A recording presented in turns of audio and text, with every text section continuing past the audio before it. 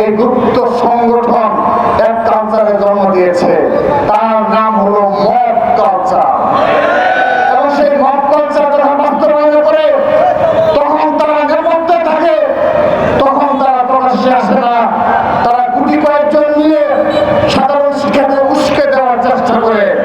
কিন্তু July August গণঅভ্যুত্থানে যে সকল সাধারণ শিক্ষার্থী বাংলাদেশকে স্বাধীন করার নিমিত্তে, মুক্ত করার নিমিত্তে রাজপথে অগ্রণী ভূমিকা পালন করেছে, তারা এই গুপ্ত সংগঠনের হাতে কখনো পা দেয়নি, আগামীতেও কখনো পা দেবে না ইনশাআল্লাহ।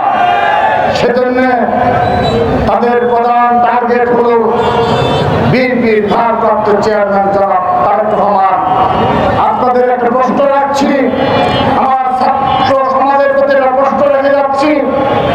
জুলাই আগস্টের পরবর্তী বাস্তবতায় শহীদ রাষ্ট্রপতি জিয়াউর রহমান এবং বেগম খালেদা জিয়ার যে ইস্পাত দৃঢ় নেতৃত্ব ছিল, বাংলাদেশের স্বাধীনতা সার্বভৌমত্ব রক্ষার প্রতীক হিসাবে যেভাবে শহীদ রাষ্ট্রপতি জিয়াউর রহমান এবং দেশকে বেগম খালেদাকে দেশের মানুষ চেনে, এই জনাব তারেক রহমান ব্যতীত বাংলাদেশে আর কোন তার ধারে কাছে নেতৃত্ব রয়েছে?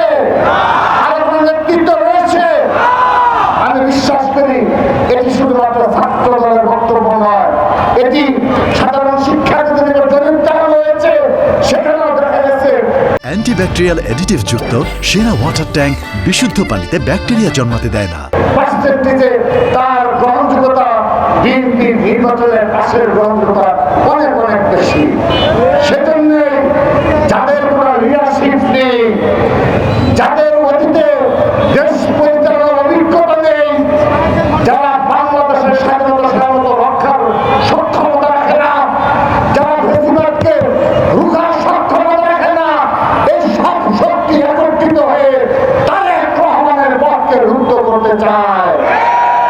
কিন্তু আমরা সতর্ক করে দিচ্ছি, ছাত্রদল সতর্ক করে দিচ্ছে, আমরা সব কিছু সহ্য করছি, কিন্তু সহ্যের একটা সীমা আছে। যদি এই সীমাকে উল্লঙ্ঘন করে, যদি ছাত্রদল মনে করে সীমা লঙ্ঘিত হয়েছে, আমরা আমাদের মতো আমরা বাংলাদেশ জাতীয় ছাত্রদল আমাদের ভাষায় তার জবাব দেব। প্রিয় উপস্থিতি, আজকে গোপালগঞ্জে যে ভরপুরচিত হামলা চালানো হয়েছে তার আমরা নিন্দা জানিয়েছি, কিন্তু আমরা তাদেরকে সতর্ক করছি ৭১ সালের পরাজিত শক্তিদের উপর ভর করে রাজনীতি করার প্রবণতা থেকে বের হয়ে আসুন। আপনারা আপনাদের নিজেদের সক্রিয়তায় উদ্ভাসিত হন, বাংলাদেশের সাধারণ জনগণ আপনাদের পাশে থাকবে।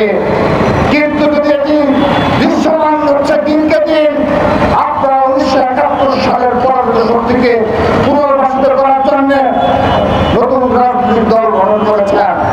আমরা সবাই বুঝতে পারি আপনাদের সমাবেশে কোথায় থেকে লোকজন নিয়ে আসা হয়, আমরা সেগুলো সবাই জানি, সবাই বুঝতে পারি।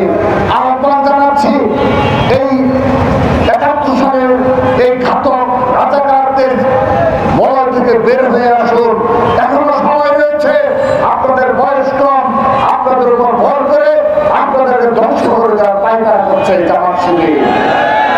প্রিয় উপস্থিতি, আজকের এই হামলার আরেকটি বিষয় উল্লেখযোগ্য বিষয় প্রতীয়মান হচ্ছে, এই বাংলাদেশে বিগত ১৫.৫ বছর ছাত্রদল যে লড়াই করেছে, সংগ্রাম করেছে, বাংলাদেশের প্রতিটি জেলা, মহানগর, উপজেলা, ইউনিয়নে, ওয়ার্ডে ওয়ার্ডে ছাত্রদলের একটি শক্তিশালী সাংগঠনিক অবস্থান রয়েছে। কিন্তু লক্ষ্য করে দেখুন, এই গুপ্ত সংগঠন যারা রয়েছে তাদের স্ট্রাকচার কখনো শক্তিশালী হয় না, তারা গুপ্ত থেকে কখনো প্রকাশিত হয় না, কারণ তাদের যে কার্যক্রম, সাংগঠনিক কার্যক্রম, সেই সাংগঠনিক কার্যক্রমের অধিকাংশ সময় তারা ব্যয় করে সোশ্যাল মিডিয়ায় বিরোধী পক্ষকে গালিগালাজ করার ক্ষেত্রে। সেজন্য তারা প্রকাশ্যে আসার মতো হিম্মত রাখে না, তারা প্রকাশ্যে আসার এসে আপনাদের মতো করে এই ছাত্র সমাজকে নিয়ে রাজনীতি করার সক্ষমতা রাখে না। তাদের স্ট্রাকচারই হলো শুধুমাত্র সোশ্যাল মিডিয়ায় গালিগালাজ করতে পারে, এক্সপার্ট হলে ইসলামী নামদারি মুনাফিকের সংগঠনের সদস্য হতে পারে। প্রিয় উপস্থিতি, আমরা সেই ইসলামী নামদারি মুনাফিকদের সতর্ক করে দিচ্ছি, যদি এ ধরনের মততন্ত্র কায়েমের রাজনীতি আপনারা অব্যাহত রাখেন, আপনাদেরকে ফেসিবাদ যেভাবে নির্মূল করা হয়েছে, যেভাবে স্বৈরাচারকে আমরা বিদায় করেছি, ঠিক একইভাবে রাজাকারের বাচ্চাদের এই দেশ থেকে বিদায় করব। প্রিয় উপস্থিতি, আজকের এই স্মরণ সভা থেকে সবাইকে আবু সাইদের আত্মদের, শহীদ ওসমানের আত্মদেরকে হৃদয়ে ধারণ করে এই রংপুরের মাটিতে বিগত 15.5 বছর এই রংপুর বিভাগের মাটিতে আপনারা যেভাবে 15.5 বছর পুলিশের রক্ত চক্ষুকে উপেক্ষা করে, খুনি হাসিনা দূষরদের রক্ত চক্ষুকে উপেক্ষা করে রাজপথের লড়াই করেছেন, সংগ্রাম করেছেন, আমার একটি লড়াই সংগ্রামে অবতীর্ণ